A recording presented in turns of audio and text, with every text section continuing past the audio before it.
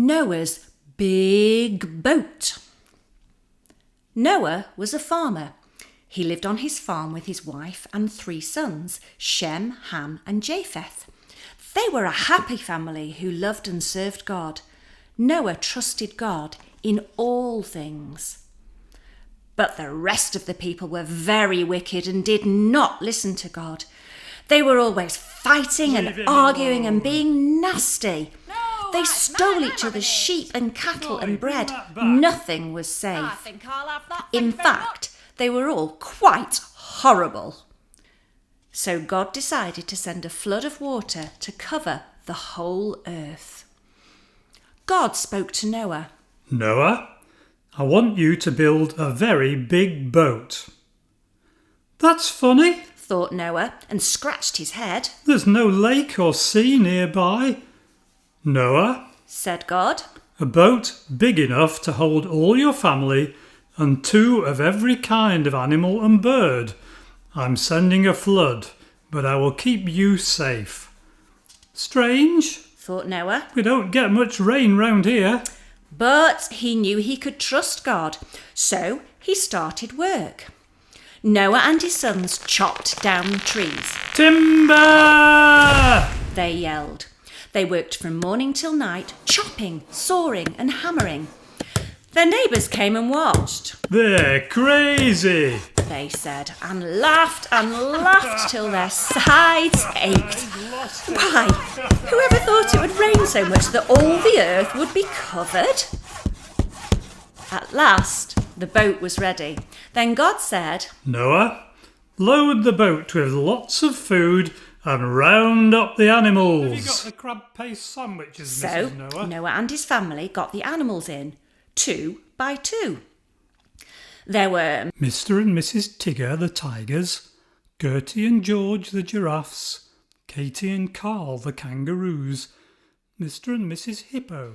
When everyone was inside, Noah closed the big door tight so that no water could get in. Then they waited. And waited. And waited. They waited for 7 days, and then the first drops of rain fell.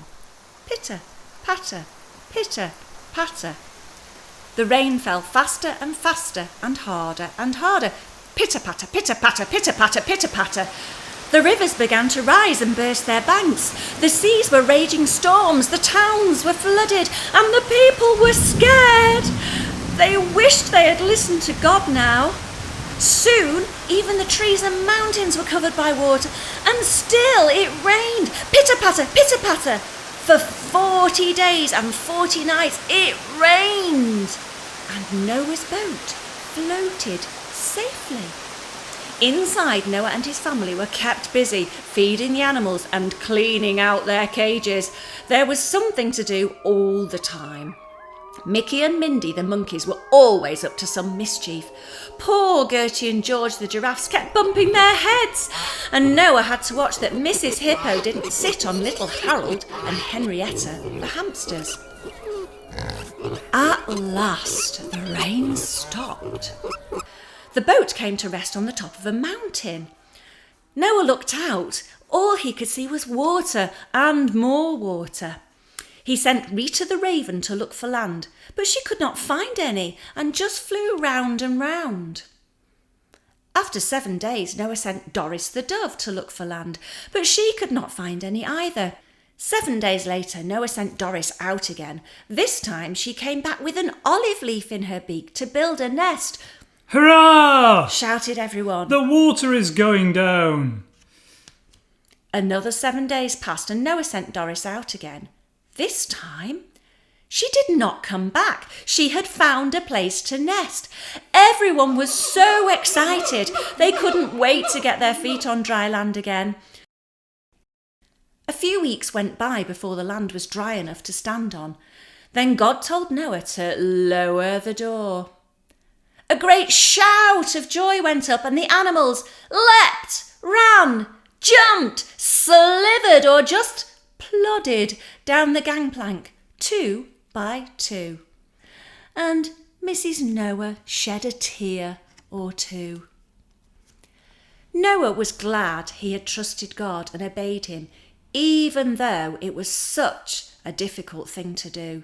Then they set about building new homes and planting new crops. And God promised Noah and his family he would never again send such a big flood. And he put a rainbow in the sky as a sign of his promise. This story can be found in the book of Genesis from chapter 6 verse 9 to chapter 9 verse 17.